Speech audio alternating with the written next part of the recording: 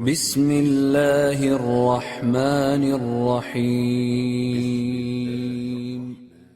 الحمد لله والصلاة والسلام على رسول الله وعلى آله وصحبه ومن اهتدى بهداه وأشهد أن لا إله إلا الله وحده لا شريك له وأشهد أن محمدا عبده ورسوله صلى الله عليه وعلى آله وصحبه ومن اهتدى بهداه واستنى بسنته إلى يوم الدين أما بعد. Aujourd'hui, Inch'Allah Ta'ala, nous allons revenir sur certains points qui ont été évoqués dans le troisième cours. Certains de ces points sont une rectification et d'autres un complément d'information. Donc par rapport à la question le premier point sur lequel je reviendrai est la question de Ar-Rawatib. On avait cité la divergence entre les savants quant au Ar-Rawatib, est-ce qu'il est préférable de les faire au masjid ou à la maison. Et l'avis que j'avais considéré être le plus apparent était celui de l'imam Malik et de Sufyan al-Thawri, à savoir la distinction entre les rawatib de la journée et les rawatib de la nuit. Ceci dit, en étudiant la question d'un peu plus près, il s'avère que l'avis le plus juste est l'avis de Jumhur Ahl al-Ilm, qui est que les rawatib, aussi bien de la journée que de la nuit, il est préférable de les faire à la maison. Les rawatib, les prières surrogatoires, que le prophète sallallahu alayhi wa sallam a fait en permanence, et qui sont liées à des prières obligatoires, il les a fait en permanence, il est préférable de les faire en permanence à la maison. À tel point que Ibn al-Arabi al-Maliki, rahimahullah ta'ala, a cité l'ijma' sur cette question. Mais le plus juste, c'est que il n'y a pas de consensus sur la question. Le premier avis, donc, est celui du Jumhur, qui est que les rawatib doivent être faites, où il est recommandé de les faire à la maison, aussi bien celles de la journée que celles de la nuit. Le second avis est celui de l'imam Malik et de Sufyan al-Thawri, qui est que les rawatib de la journée doivent être faites à la maison, au masjid, et les rawatib de la nuit au bayt. D'accord? Les rawatib de la nuit au bayt, à la maison. Et la distinction, en réalité, la distinction entre les rawatib de la journée et les rawatib de la nuit n'est pas juste. Pour quelle raison? Car si cette distinction était valide, le prophète sallallahu alayhi wa sallam aurait fait les rawatib de la journée à la maison. Il les aurait fait au masjid, afwan. Et il aurait été donc préférable de les faire au masjid. Mais lorsqu'on regarde la sunna du prophète sallallahu alayhi wa sallam, on voit qu'il a fait les 2 rak'at de l'fajr avant la prière obligatoire du matin. Il les a fait chez lui et non pas au masjid, comme j'avais dit dans le cours précédent, donc c'était un point à rectifier. Et de même les 2 rak'at après Jumu'ah, le prophète sallallahu alayhi wa sallam les a fait chez lui, comme il est rapporté dans le hadith as-sahih. Ce qui prouve qu'il n'y a pas de distinction en réalité entre les rawatib de la journée et les rawatib du jour, et qu'il est préférable dans les 2 cas de figure de prier les prières surrogatoires chez soi. Et la preuve, c'est le hadith général, la généralité du texte, où le prophète sallallahu alayhi wa sallam dit Ayyuhan nasu sallu fi buyutikum. Aux gens, priez chez vous. Nous allons voir ce hadith, Inch'Allah, avec ce hadith dans sa totalité dans les minutes à venir. Le troisième avis sur cette question est celui de Al-Qadi Abu Tayyib celui de Al-Qadi Abu Tayyib, comme le rapporte l'auteur de At-Tasrib, qui est que toutes les prières qu'il est recommandé de faire toutes les rawatib au masjid, que ce soit les rawatib de la journée ou les rawatib de la nuit. Et comme nous avons vu, l'avis le plus juste est l'avis du jumhur, de la grande majorité des savants, se basant sur la globalité du texte où le prophète sallallahu alayhi wa sallam dit Ayyuhan nasu sallu fi buyutikum. Aux gens, priez chez vous. Aux gens, priez chez vous.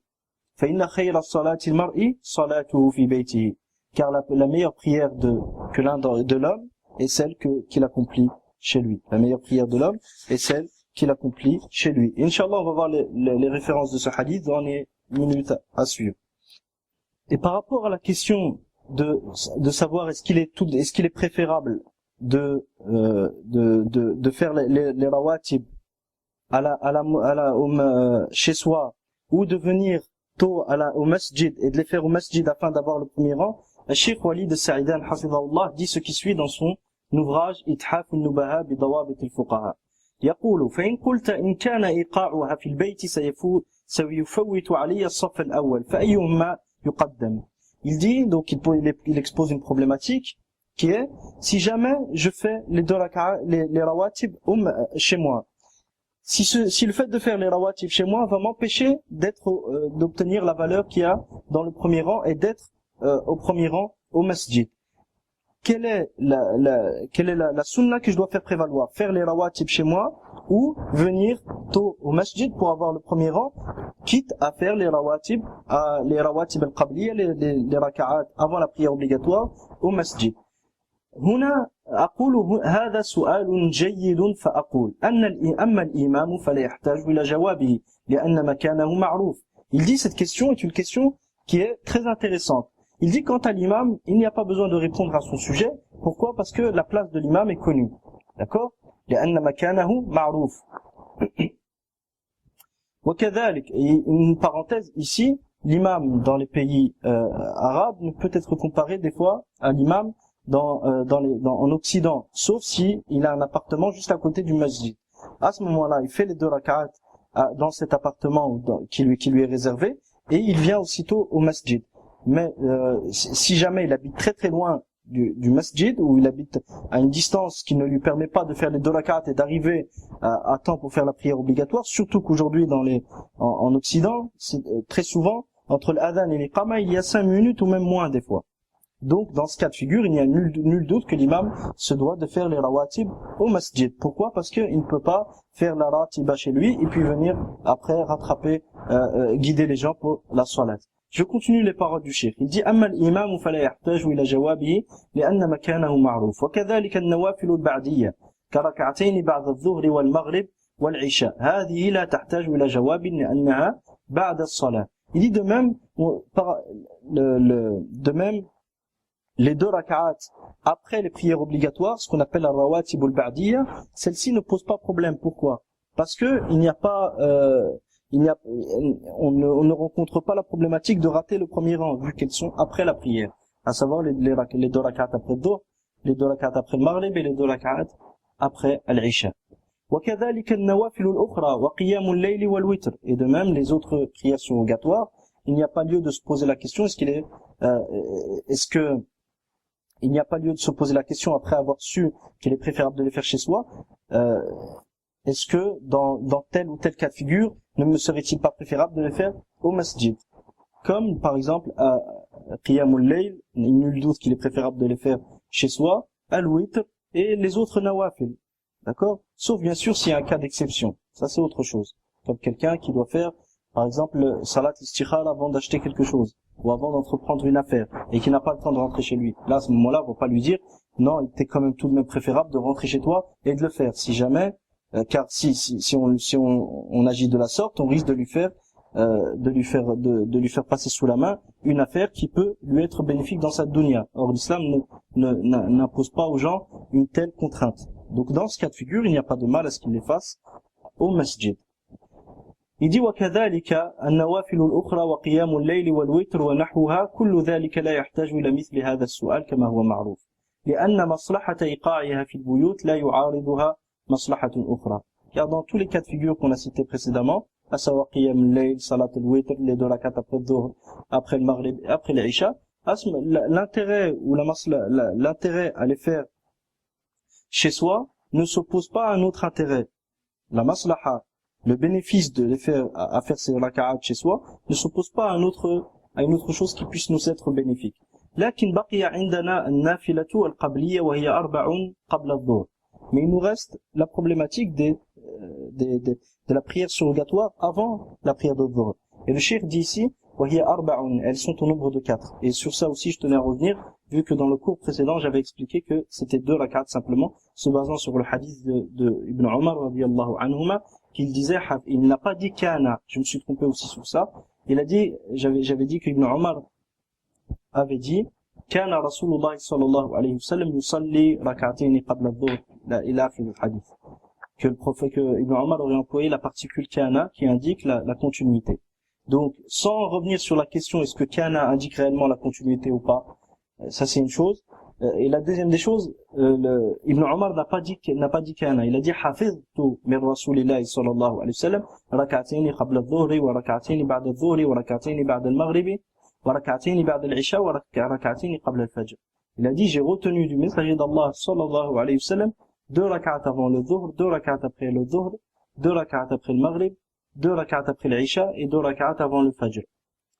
Ici, ce hadith est rapporté par le Bukhari. Mais Aïcha radiyallahu anha, dans un hadith sahih que nous allons voir par après, dit que le prophète sallallahu alayhi wa sallam kana yusalli arba'an qabla adh-dhuhr.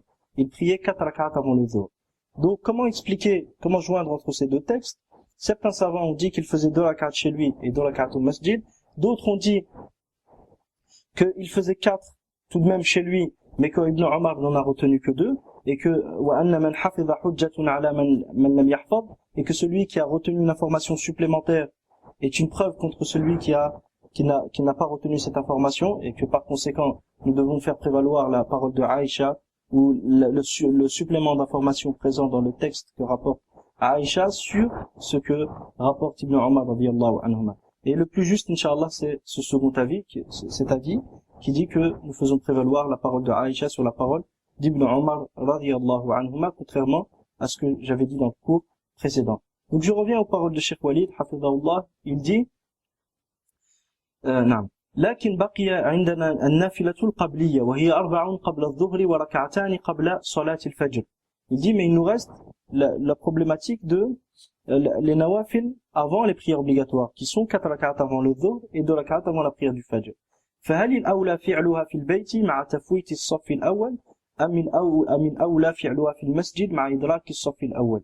Il dit par rapport à ces nawafil qabliya, est-ce qu'il est préférable ou recommandé de les faire chez soi, quitte à ne pas se retrouver dans le premier rang et ne pas obtenir la valeur et la récompense qu'il y a dans le premier rang, ou est-il préférable de les faire au masjid afin d'obtenir le premier rang? والجواب أنه إذا غلب على ظنه أنه إذا فعلها في البيت أن الصف الأول سيفوت عليه، فهنا أقول قد تعارض عندنا مصلحتان، مصلحة فعل النافلة في البيت ومصلحة الصف الأول، وقد تقرر أنه إذا تعارضت المصالح فإننا نقدم العليا منها بتفويت الصغرى، وتقرر أيضا أننا نقدم المصلحة التي تفوت إلى غير بدل على المصلحة التي تفوت لبدل. Il dit, la réponse à cette question, c'est que si jamais le fidèle suppose majoritairement que si il prie les 2 rak'at, les 4 rak'at avant le dhuhr et les 2 rak'at avant le fajr chez lui, il ne pourra pas rattraper le premier rang au masjid, à ce moment-là, il lui est recommandé de les faire au masjid. Pour quelle raison? Car il est établi dans les règles de usul que si deux choses bénéfiques viennent à s'opposer, de sorte à ce qu'on ne puisse pas les faire les deux à la fois, à ce moment-là, on fait prévaloir la plus importante de ces masalih-là. D'accord? La plus importante de ces masalih. Et nul doute que la maslaha présente et l'intérêt, le bénéfice présent dans le fait de faire les 2 rak'at, d'être au premier rang est plus important que de faire les rawatib chez soi au lieu de les faire à la mosquée. La deuxième règle aussi, c'est qu'il est établi dans les règles de usul que si jamais nous avons 2 maslahas qui s'opposent de sorte à ce qu'on ne puisse mettre en pratique les 2 à la fois et mettre en pratique les actions qui présentent ces 2 masalih à la fois, que doit-on faire? On doit observer chacune de ces masalih, chacune de ces maslahas. S'il y en a une qui a un substitut qui peut prendre sa place, et l'autre, elle n'a pas de substitut qui peut prendre sa place, on fait prévaloir celle qui n'a pas de substitut qui prend sa place sur celle qui a un substitut. Donc, on fait celle qui n'a pas de substitut qui prend sa place en délaissant celle qui a un substitut. Pourquoi? Parce que celle qui a ce substitut-là, al-badal, on va pouvoir mettre en pratique le substitut afin d'obtenir une récompense qui sera certes moins grande, mais qui sera tout de même là. Mais si dans le cas contraire, nous venions à délaisser celle qui n'a pas de substitut afin de réaliser celle qui en a un, que va-t-il se passer? C'est que celle qui n'a pas de substitut, on ne pourra pas obtenir le bienfait qu'il y a dedans par après. Maintenant que cette règle-là est établie d'un point de vue purement théorique, je vais m'expliquer, Inch'Allah, par rapport à la question de rawatib fil bayt ou rawatib fil masjid. Les rawatib fil bayt, les prières surrogatoires chez soi, sont certes recommandées, d'accord.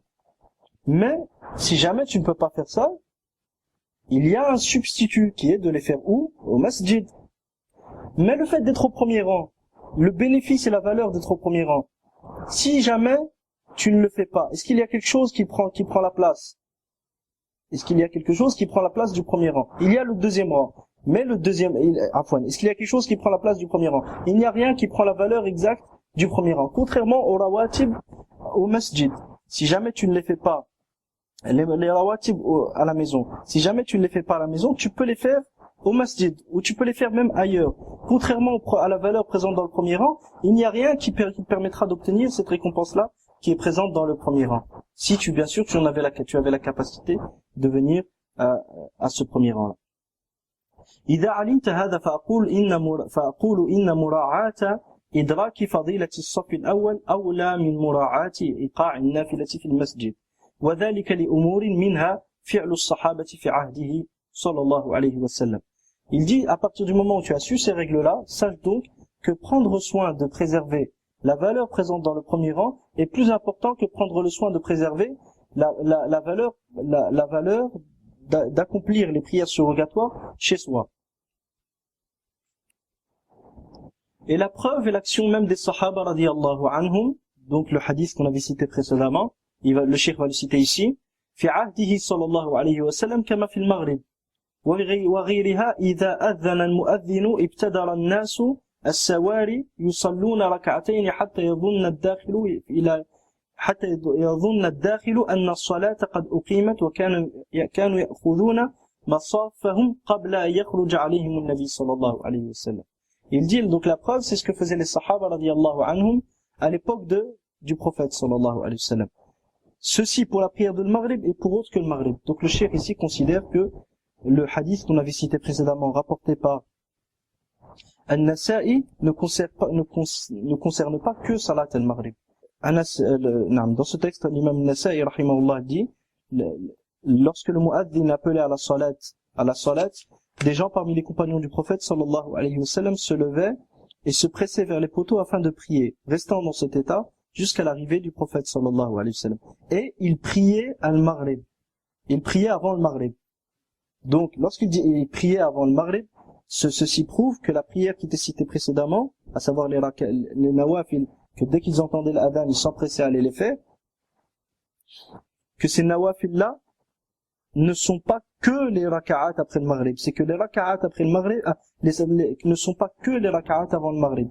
Et que les deux raka'at qu'ils faisaient avant le Maghrib étaient du nombre des prières qu'ils faisaient lorsqu'ils entendaient l'adhan. Mais ce n'étaient pas les seuls. Et ce qui indique que ce n'étaient pas les seuls, premièrement, la généralité présente dans le texte, lorsque le sahabi dit, lorsque le mu'adhin appelait à la salat, des gens parmi les compagnons du prophète sallallahu alayhi wa sallam se levaient, se pressaient vers les poteaux afin de prier. Donc ici, la salat, c'est un terme général, il englobe tous ses composants jusqu'à preuve du contraire, donc ça englobe toutes les prières jusqu'à preuve du contraire.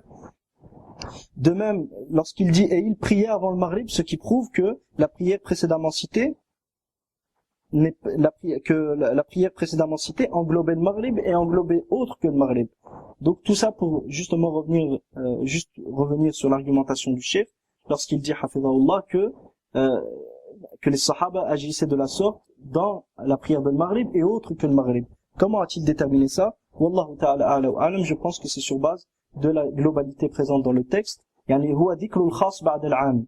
C'est ce qu'on appelle évoquer une chose spécifique après avoir évoqué une chose générale.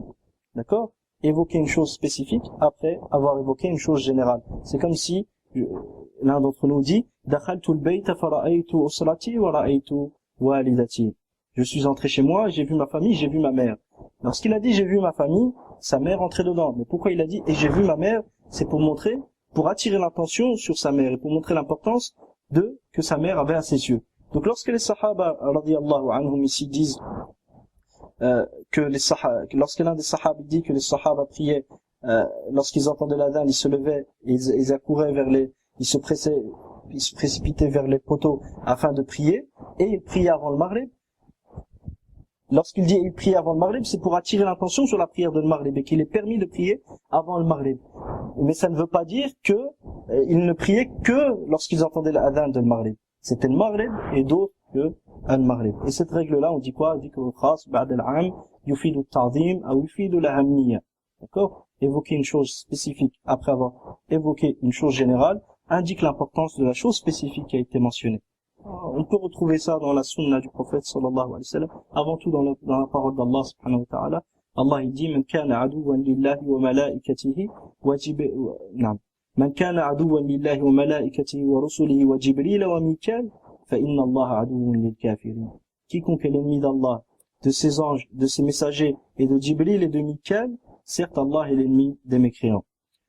Dans ce verset, lorsqu'Allah a mentionné Jibril et Mikael entrent dans la globalité des anges qui ont été mentionnés au début du verset. Quiconque est l'ennemi d'Allah, de ses anges, de ses messagers,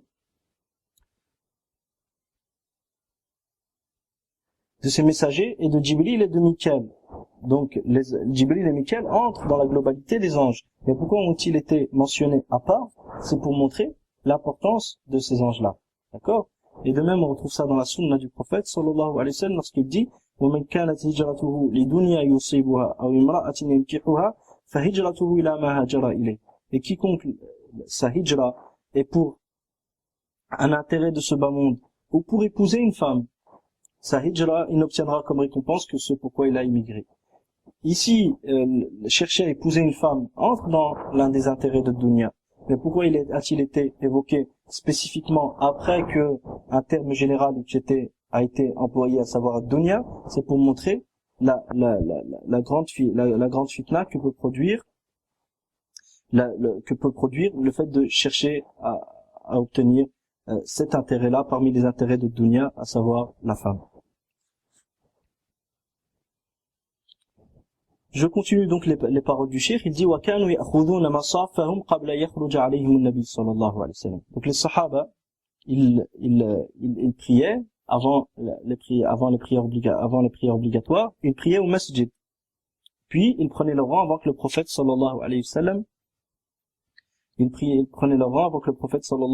ne sorte. Donc ils étaient déjà prêts dans les premiers rangs avant que le prophète sallallahu alayhi wa sallam ne sorte. ومنها أنه إذا فاتت مصلحة الصف الأول فإنها تفوت إلى غير بدل، وأما مصلحة النافلة في البيت فإنها إن فاتت فإنها تفوت إلى بدل وهو فعلها في المسجد وإدراك ما بعدها إلى غير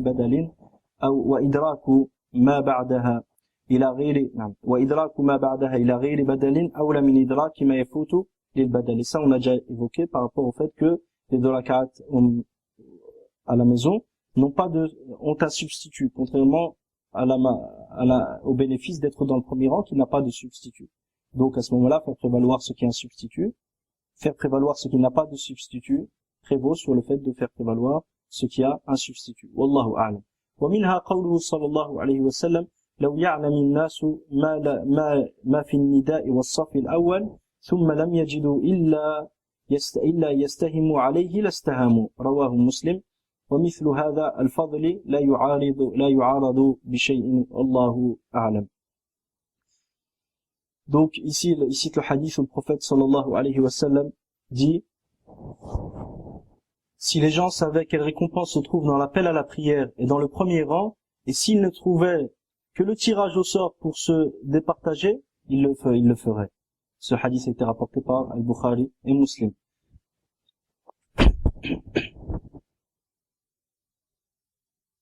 Et nul doute que lorsque la récompense et la maslaha, l'intérêt présent dans ce hadith, l'intérêt à faire ne peut être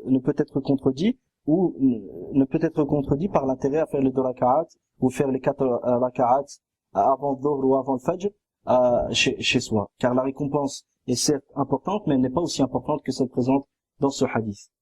ومنها أن الحكم الشرعية من إيقاع النافلة في البيوت تدرك بالنوافل الأخرى كالبعدية وقيام الليل وإنما الذي يفوت شيء يسير من النوافل. Un autre point qui permet d'affirmer ce qui a été cité précédemment, c'est que la sagesse légale, la sagesse qu'Allah subhanahu wa ta'ala a voulu du fait de faire les nawafil chez soi, qu'est-ce que c'est? C'est que nos demeures ne deviennent pas des cimetières. Nos demeures ne deviennent pas des cimetières et que nos demeures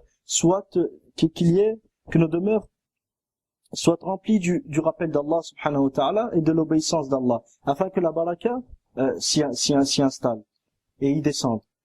Ces sagesses-là ou cette sagesse-là peut être rattrapée par après. Comment? En faisant d'autres prières surrogatoires chez soi. Or, la sagesse qu'Allah subhanahu wa ta'ala a voulu derrière le fait de faire la prière au premier rang, elle ne peut pas être rattrapée par autre chose. Elle ne peut pas être rattrapée par autre chose.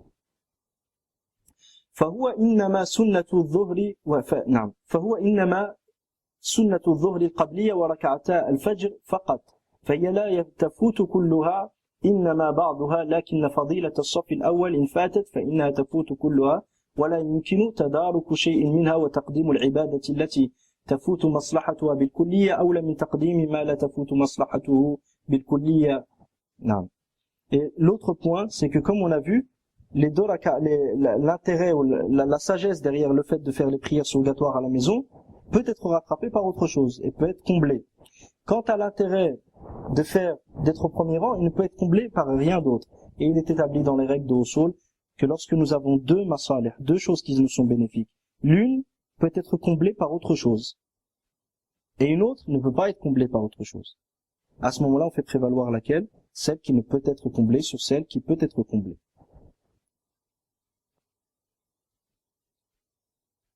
وبهذا يثبت لك أن إدراك الصف الأول أولى من تحصيل النافلة في البيت وبعد ذلك أقول نعم.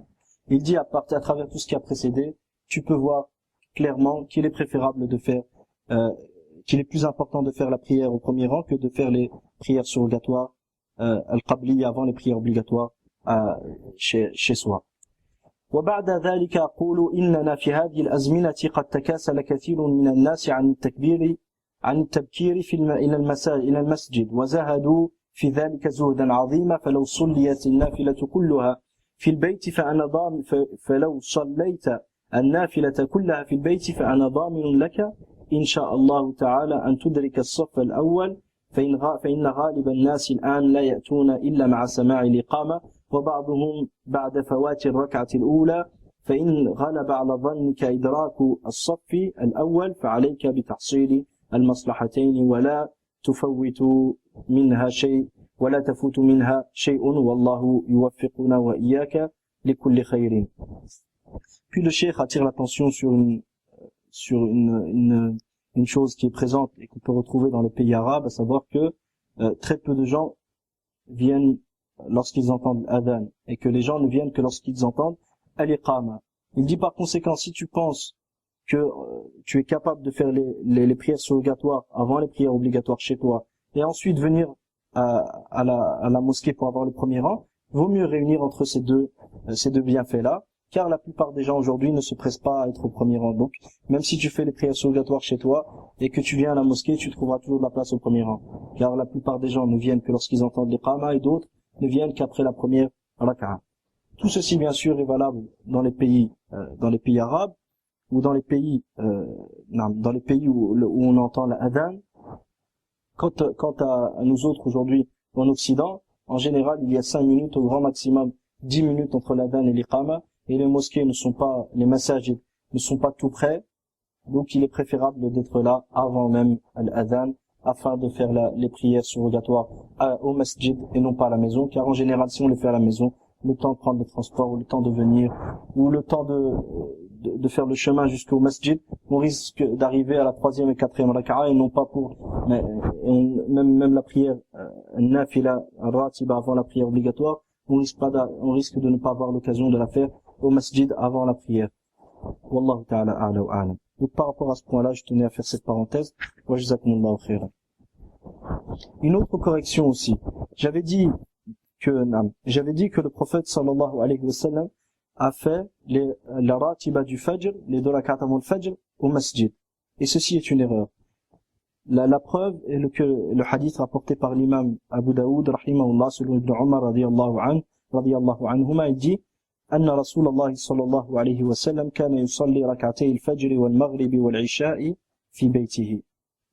Il dit que le prophète sallallahu alayhi wa sallam, le message d'Allah sallallahu alayhi wa sallam, priait les 2 rak'at avant le fajr, les 2 rak'at après le maghrib et les 2 rak'at après l'isha chez lui.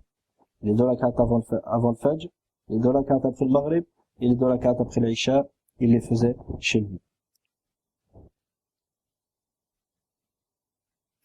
Un autre point de même, au sujet de Salat at-Tarawih, Comme vous avez pu voir dans le cours précédent, j'avais mentionné que l'avis le plus apparent était que il est préférable de faire Salat at-Tarawih au masjid et non pas chez soi. Par rapport à ce point-là, donc je tenais aussi à rectifier. Le cheikh lui-même, hafidhahullah, dans Kitab al-Salat et non pas dans Kitab al-Siyam, a mentionné que l'avis le plus juste est que la prière de Tarawih, il est préférable de la faire chez soi. Mais bien sûr, il y a des conditions que je vais mentionner, Inch'Allah, dans ce qui va suivre. Tout d'abord, la preuve qu'il est préférable de faire la prière de Maghrib et la prière de Tarawih chez soi, et le hadith rapporté par l'imam Abu Daoud selon Zayd ibn Thabit radiyallahu anhu. Il dit, Sallu ayyuhan nasu fi buyutikum. Le prophète sallallahu alayhi wa sallam dit,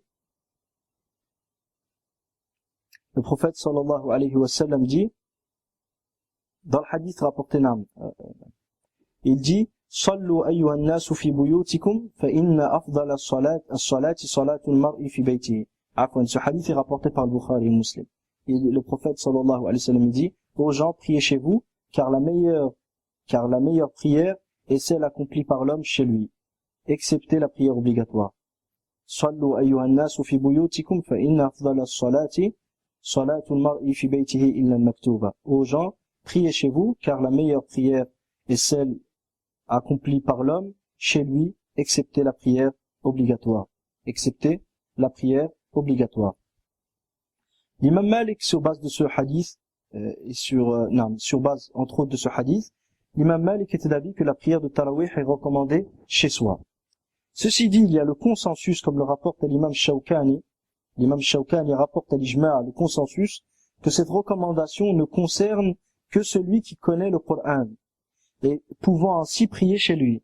Que celui qui connaît le Coran pouvant ainsi prier chez lui. Cet avis est aussi celui de l'imam al-Khattabi, rahimahullah, de l'imam al-Khattabi. Cet avis est aussi celui de l'imam al-Khattabi que l'imam Shawkani a rapporté. Ce passage-là est tiré de Sharh Zad al-Mustaqna' de Cheikh Omar al-Hazmi, hafidhahullah.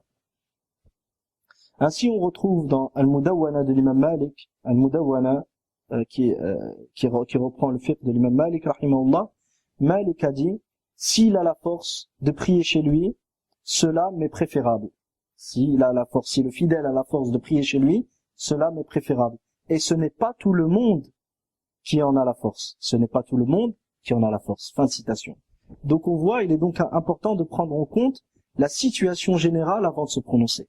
Aujourd'hui, dire qu'il est préférable, dans tous les cas de figure, de faire la prière de Tarawih chez soi, ce n'est pas tout le monde qui a la force de faire la prière de la nuit chez soi. Par conséquent, les gens risquent d'abandonner la prière de Tarawih au masjid pour finalement dormir chez eux et ne pas faire la prière de la nuit. En ce qui concerne les femmes, il est préférable pour elles de faire la prière de Tarawih chez elles. Et la preuve est le hadith rapporté par l'imam Abu Daoud, rahimahullah, La tamna'u ima Allah masajid Allah wa buyutuhunna khayrun lahunna. N'empêchez pas aux servantes d'Allah d'aller au masajid d'Allah, et la prière chez elles est meilleure. La prière chez elles est meilleure pour elles. Et leurs demeures sont meilleures pour elles. Leurs sont meilleures, afwan. Ce n'est pas la prière chez elles est meilleure, et leurs demeures leur sont meilleures. Ce qui implique, bien sûr, que la prière chez elles est meilleure.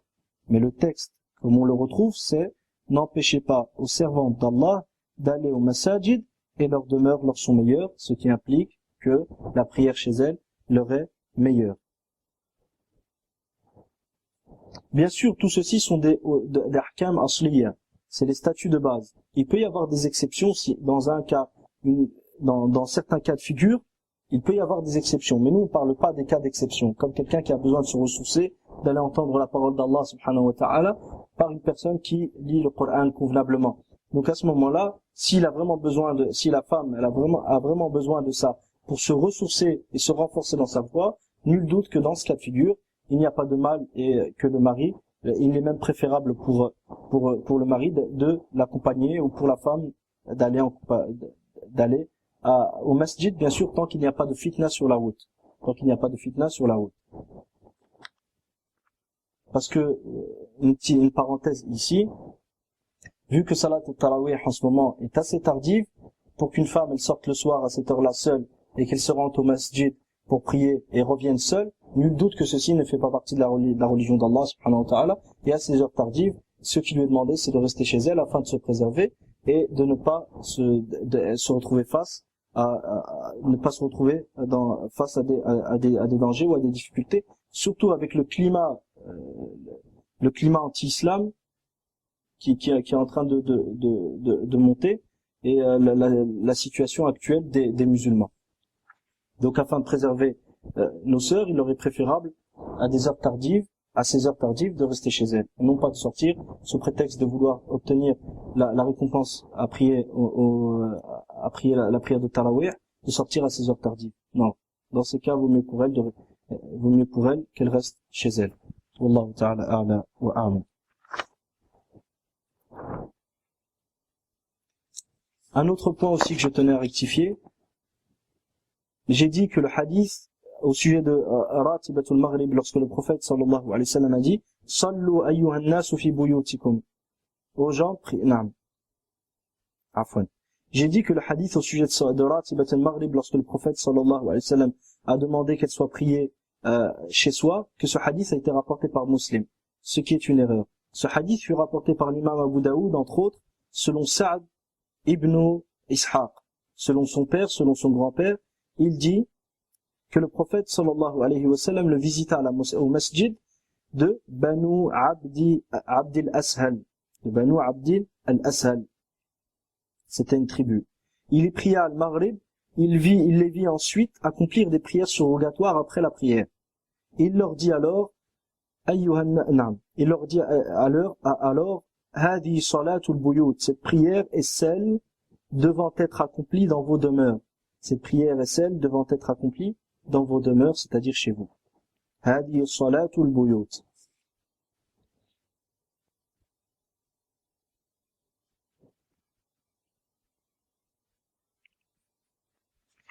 Et par rapport à la prière de Tarawih, je reviens dessus, par rapport à la prière de Tarawih, il y a des conditions donc pour que la prière de Tarawih soit recommandée chez soi. Premièrement, que la personne connaisse une certaine partie du Coran pour pouvoir lire le Coran durant Salat al-Tarawih.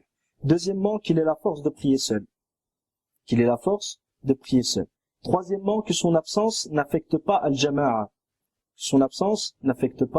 Al-Jama'a, c'est-à-dire que, imaginez qu'il habite près d'un masjid, et que s'il est absent, les gens vont, ils vont faire preuve de paresse et ils ne vont pas venir non plus. Ou que c'est lui l'imam. À ce moment-là, nul doute qu'il est préférable pour lui d'aller au masjid et pour faire la prière de Tarawih en groupe. Et la preuve, qu'est-ce que c'est?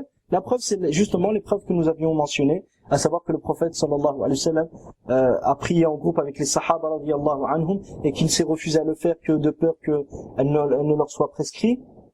Donc, ceci est valable pour celui dont l'absence va affecter le jama'a. Et nul doute que l'absence du prophète sallallahu alayhi wa sallam peut affecter, que l'absence du prophète sallallahu alayhi wa sallam affecte le jama'a.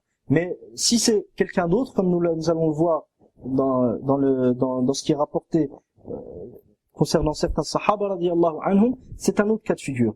Donc la première condition, c'est qu'ils connaissent une certaine partie du Coran pour pouvoir lire pendant la prière nocturne.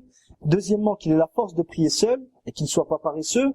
S'il sait que s'il ne va pas aller au masjid, il va pas la faire chez lui, à ce moment-là, vaut mieux qu'il aille au masjid. Et en général, la plupart des gens, s'ils ne le font pas au masjid, ils vont pas le faire chez eux. Donc par conséquent, vu que les statuts légaux, l'ahkam shar'iyya, dépendent de ce qui est majoritaire et des cas majoritaires et non pas des exceptions, donc ce par quoi on doit interpeller les gens, c'est d'aller prier au masjid et non pas chez eux. Car la situation actuelle fait que si les gens ne prient pas au masjid, en général, ils ne vont pas prier chez eux. Et cette généralité est prise en compte lors des conseils généraux et des statuts généraux à travers lesquels on interpelle les gens.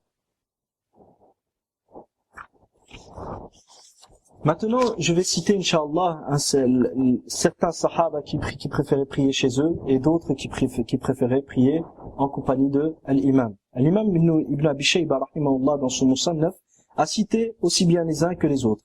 Donc, parmi ceux qui préféraient prier chez eux durant le Ramadan, il y a eu Ibn Omar, radiyallahu anhuma, qui ne priait pas avec les gens pendant le mois de Ramadan, ainsi que son fils Salim. Nous avons aussi Mujahid, rahimahullah, qu'un homme questionna, Mujahid, rahimahullah ta'ala, rapporte qu'un homme questionna Ibn Omar au sujet de la prière nocturne derrière l'imam, pendant Ramadan. Ibn Omar lui a répondu, garderais-tu le silence pareil à un âne? C'est-à-dire, garderais-tu le silence alors que tu es capable de lire le Coran? Tu es capable de lire le Coran et tu gardes le silence tout de même?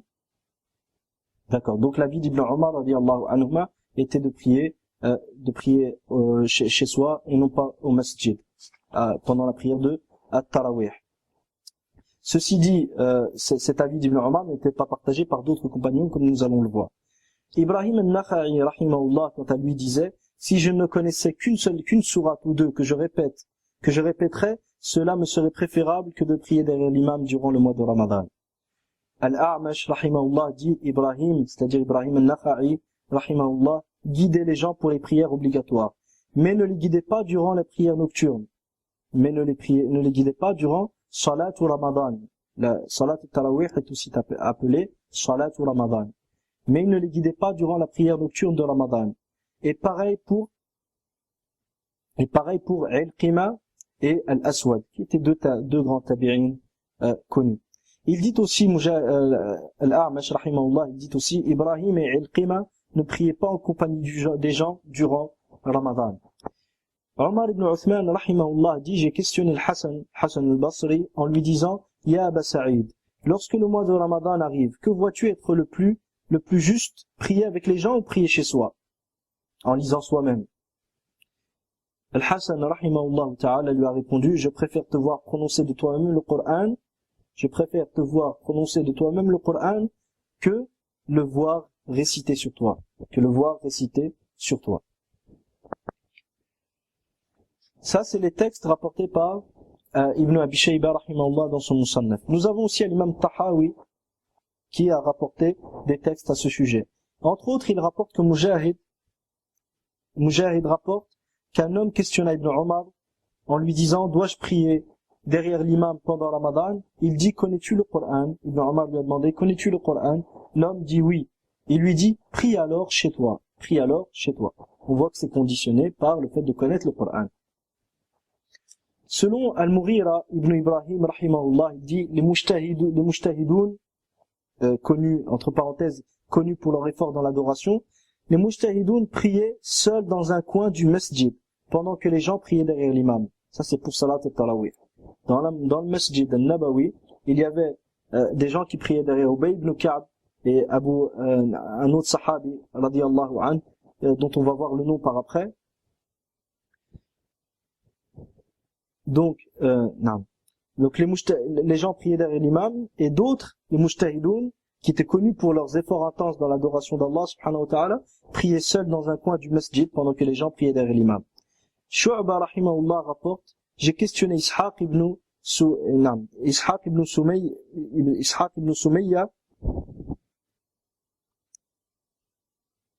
rahimahullah, astaghfirullah. Shu'ba rahimahullah dit, j'ai questionné Ishaq ibn Suwayd à ce sujet. Il dit, l'imam nous dirigeait en cet endroit, quant à nous, nous avions un rang qu'on appelait le rang des Qurra, Saful Qurra, où nous prions seuls pendant que l'imam dirigeait les gens. Donc ça, c'est encore un autre tabi'i qui explique que à l'époque, pendant que l'imam guidait les gens pendant Salat al-Tarawih, lui et d'autres priaient dans un rang seul. Saïd ibn Jubayr, rahimahullah, priait aussi seul au masjid pendant que l'imam dirigeait la prière en groupe. Pendant que l'imam priait en groupe, lui priait seul au masjid. Ici, une petite parenthèse. Aujourd'hui, si jamais on vient à accomplir ce genre de choses, le problème qui risque de se passer, qu'est-ce que c'est? C'est que les gens vont croire qu'on fait leur takfir, c'est pour ça qu'on ne prie pas derrière eux. C'est que les gens vont croire qu'on fait leur takfir, et c'est pour cela qu'on ne prie pas derrière eux. Et de même que ça risque de créer une discorde, parce que les gens ne vont pas comprendre ton avis, car il est très minoritaire, très peu connu, je veux dire. Donc, de ce fait-là, il est préférable de ne pas agir de la sorte. À moins que tu sois dans un masjid où il est connu que les gens le font sans que personne ne s'en étonne. À ce moment-là, il n'y a pas de mal. Ça, c'est pour ceux qui connaissent une partie du Coran et qui veulent tout de même aller au masjid pour avoir le fadila et prier seul, par exemple. Ceux qui veulent le faire, ils peuvent le faire, mais à condition, bien sûr, qu'il n'y ait pas un mal plus grand qui en découle. Et aujourd'hui, en général, lorsque les gens te voient prier seul alors qu'eux sont en train de prier en groupe, ils vont avoir de mauvais soupçons à ton sujet. Maintenant, au sujet des sahaba radiyallahu anhum et des tabi'in qui préféraient prier derrière l'imam, l'imam Ibn Abi Shayba rahimahullah dans son Musannaf rapporte parmi ceux qui préféraient agir de la sorte, ce qui suit. Selon Abdullah ibn Sa'ib rahimahullah, il dit: un jour, pendant que je dirigeais la prière nocturne, j'entendis le takbir de Omar près de la porte du masjid. Après qu'il soit revenu de la Umrah, il était entré au masjid et pria derrière moi. Donc on voit que Omar radiyallahu anhu priait derrière l'imam pendant Salat at-Tarawih.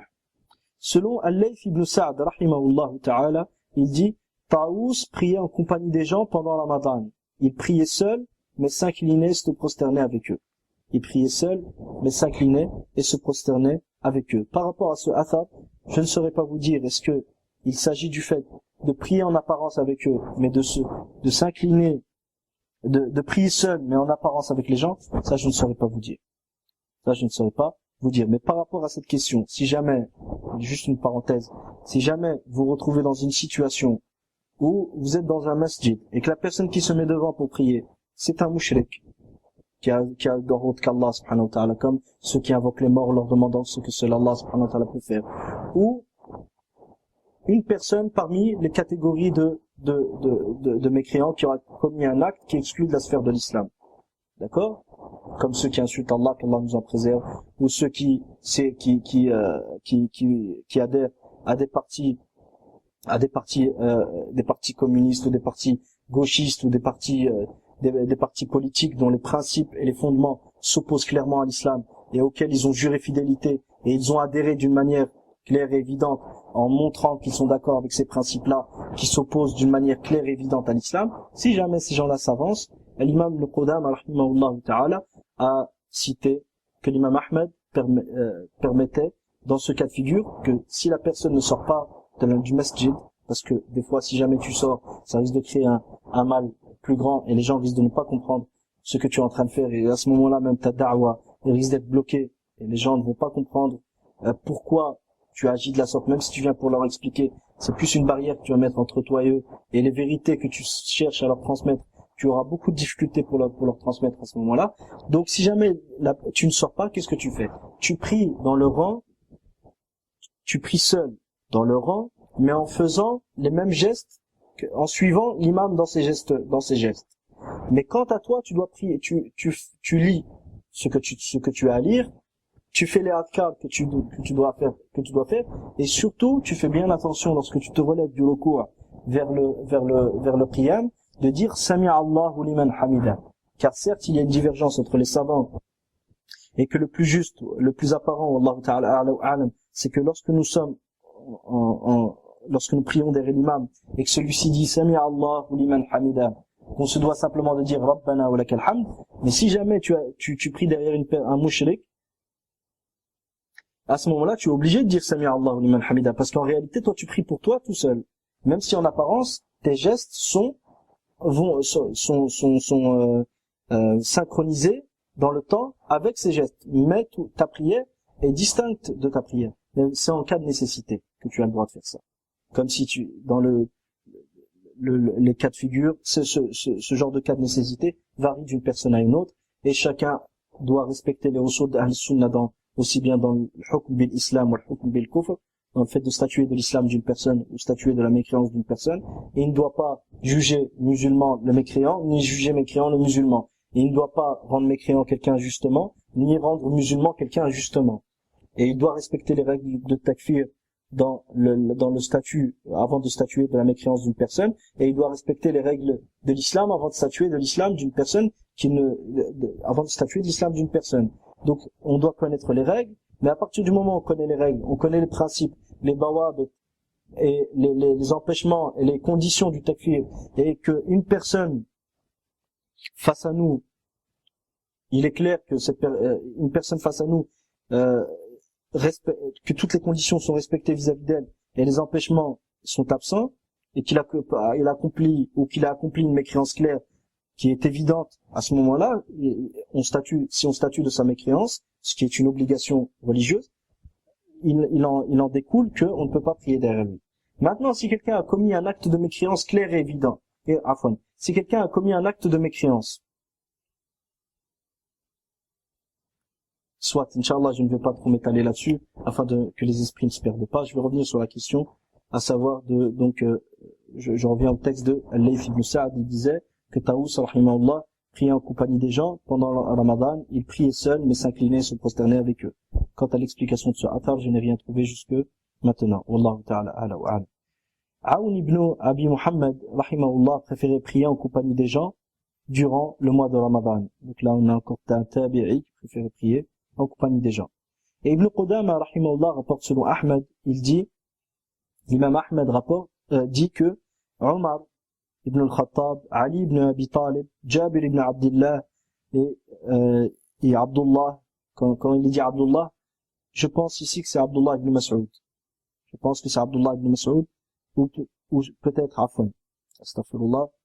Ici, il est dit Abdullah. Je ne sais pas si c'est Abdullah ibn Mas'ud, ou Abdullah ibn Abbas, ou ce n'est pas Abdullah ibn Omar, parce qu'on a déjà vu qu'Abdullah ibn Omar préférait prier chez lui. Et Abdullah ibn Amr ibn al-As. Donc, lorsqu'il dit Abdullah, je ne sais pas si c'est Abdullah ibn Amr ibn al-As, Abdullah ibn Mas'ud, ou Abdullah ibn al-Abbas. Mais en général, il y a une règle à retenir. Lorsque les gens de Mecca disent Abdullah, c'est Abdullah ibn al-Abbas. Ibn Abbas, radiyallahu anhuma. Lorsque les gens de Koufa disent Abdullah, c'est Abdullah ibn Mas'ud. Ça, c'est des règles à retenir à ce sujet. Cheikh Omar ibn Abdullah al-Soudani, hafidhahullah, les a cités un certain nombre d'indices qui permettent de déterminer qui est le Abdullah en question dans son sharh de Al-Bayqouniya. Ça, c'est un autre sujet encore. Mais quoi qu'il en soit, Ibn Qudama rapporte selon l'imam Ahmed que Omar ibn Khattab, Ali ibn Abi Talib, Jabir ibn Abdullah et un autre, Ahad al-Abadila, un autre Abdullah, soit Abdullah ibn Mas'ud, soit Abdullah ibn Abbas, soit Abdullah ibn Amr ibn al-As, radiyallahu anhum, préféraient prier au masjid derrière les gens, derrière l'imam. Et Ahmed rahimahullah disait aussi, selon Yusuf ibn Moussa rapporte selon Ahmed ibn Hanbal, la prière en groupe pendant le tarawih est préférable. Et si celui qui l'a pris chez lui est un homme pris comme modèle, je crains que les gens ne l'imitent. Et ça, c'est un point très très important. Si jamais l'un d'entre vous est pris comme modèle, le problème c'est que s'il délaisse la prière en groupe au masjid, les gens vont le prendre comme modèle. Mais lui va la prier chez lui, mais eux ne vont pas la prier chez lui. Donc dans ce cas de figure, son absence va avoir un effet sur le jama'a, donc il est préférable qu'il aille au masjid. D'accord? Il est préférable que d'aller au masjid. Car, comme vous savez, dans les qawa'id al-usul, c'est que le maslaha al-amma muqaddama ala al-maslaha al-khassa. L'intérêt général prime sur l'intérêt particulier. Et ici, l'intérêt général, c'est justement ce nombre de gens qui risquent de délaisser la prière nocturne et donc de ne pas obtenir la force et la baraka et la rahma qu'il y a dans cette prière-là. Et de même, comme on a vu, ici, le fait de la faire au masjid, ça ne l'empêche pas de la faire chez lui. Donc il y a un badal, il y a un substitut. Il peut rattraper la valeur de prier chez lui, la prière de tarawih, lorsqu'il rentre chez lui, de prier un certain nombre de raka'at. Mais si jamais il n'y va pas et que les gens le prennent comme modèle, comment va-t-il rattraper l'intérêt qu'il y a dans le fait que les gens ne prient plus chez lui, ne prient plus chez eux? Ça ne sera pas possible. Donc on a cité, Inch'Allah, les sahaba qui priaient chez eux et les sahaba qui priaient au masjid. Il y a un avis intermédiaire entre les deux. Cet avis a été cité par l'imam al-Muzani, rahimahullah, dans le Mukhtasar Qiyam al-Layl, page 232. Salih al-Murri a dit, un homme questionna Al-Hassan al-Basri, rahimahullah, lui disant, Ya Aba Sa'id, voici Ramadan qui me couvre de son ombre, et j'ai appris le Coran. Où m'ordonnes-tu de prier, seul ou de rejoindre ou de me joindre au groupe des musulmans et de prier avec eux? ou de me joindre au groupe des musulmans et de prier avec eux. Al-Hassan rahimahullah lui a dit, tu es un serviteur en mesure de savoir le contenu de ton intérieur, de ton cœur. Vois donc quel contexte est le plus à même d'amener à la concentration et la crainte de ton cœur et à ton éveil d'esprit, et sois attentif à t'y tenir. Tu es un serviteur en mesure de savoir le contenu de ton cœur. Vois donc quel contexte est le plus à même d'amener à la concentration et la crainte de ton cœur et à ton éveil d'esprit, et sois attentif à t'y tenir. Sois attentif à t'y tenir. Ici, cette parole de Al-Hassan al-Basri, rahimahullah, le Cheikh Abdurrahman al-Soudais, qui n'est pas Abdurrahman al-Soudais, celui qui est l'imam de Masjid al-Haram, c'est un autre Abdurrahman al-Soudais, qui est un Cheikh Fadil, contrairement au premier qui d'une manière claire s'est allié au gouvernement pakistanais, faisant des doigts pour qu'Allah subhanahu wa ta'ala soutienne ce gouvernement et qu'il le renforce, en sachant que ce gouvernement n'applique pas la charia d'Allah subhanahu wa ta'ala et qu'il prend comme référence comme source de législation autre que la charia d'Allah, ce qui est du shirk, donc d'invoquer Allah pour qu'Allah soutienne ce gouvernement-là. Si ce n'est pas un égarement, qu'est-ce que l'égarement alors? Qu'Allah nous en préserve. Mais Cheikh Abdurrahman Soudais dont je parle est le cousin de Cheikh Abdurrahman ibn Abdelaziz, d'un autre Soudais qui est l'auteur de Al-Hakimiyya fi Adwa al-Bayan et qui est toujours en prison. Fakallahu asra. Nasallallahu subhanahu wa ta'ala yfarij anhu wa an jami' al-muslimin wa yaruddahu ila ahlihi saliman ghaniman ghayra khaziyin wala maftoun. Nasallallahu subhanahu wa ta'ala, nous implorons Allah qu'il le libère et qu'il lui permette de retrouver sa famille sans avoir changé de position et en restant ferme sur la vérité auquel il a adhéré et auquel il a appelé. Et nous implorons Allah subhanahu wa ta'ala pendant ce mois de Ramadan de soutenir l'ensemble de nos frères et de nos sœurs dans les prisons des Tawarit et qu'Allah déverse sur leur cœur de sa rahma et leur fasse voir des signes qui vont raffermir leur cœur et leur rajouter certitude sur certitude et qu'Allah subhanahu wa ta'ala les libère. Et ne les oublions pas dans nos du'as. Et Inch'Allah, le cours prochain va être au sujet de du'a al-Qunut et les détails sur cette question. Et surtout, qu'on apprenne que du'a al-Qunut, ce n'est pas simplement pendant le mois de Ramadan, et à la suite de ça, tout au long de l'année, nos prières sont absentes complètement de cette du'a, dont le but est justement d'obtenir la rahma d'Allah à travers laquelle le soutien sera apporté à nos frères musulmans qui sont en difficulté et qui sont opprimés. Pour revenir, Inch'Allah, à la parole de Al-Hassan al-Basri, Al-Hassan al-Basri, rahimahullah, Cheikh Abdurrahman al-Soudais disait que cette parole est une manière de joindre entre les textes,